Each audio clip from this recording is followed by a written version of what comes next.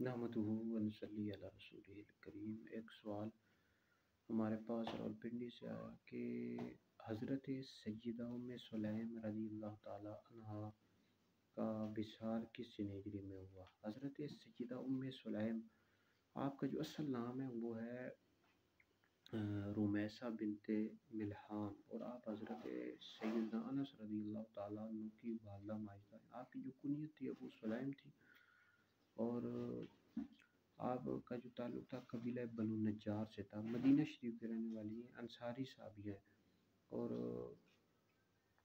آپ سے بے شمار احادیث مروی ہیں۔ بخاری مسلم میں احادیث موجود ہیں، اور بخاری میں حدیث موجود ہے کہ نبی پاک علیہ السلام نے فرمایا کہ میں نے اپنے آپ کو خواب میں دیکھا، ابو طلحہ کی جو زوجہ ہے رومیسہ، ان کو میں نے جنت میں پایا۔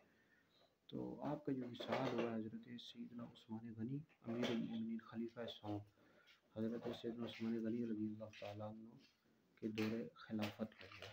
تو اللہ تعالیٰ کے صدقے ہماری مغفرت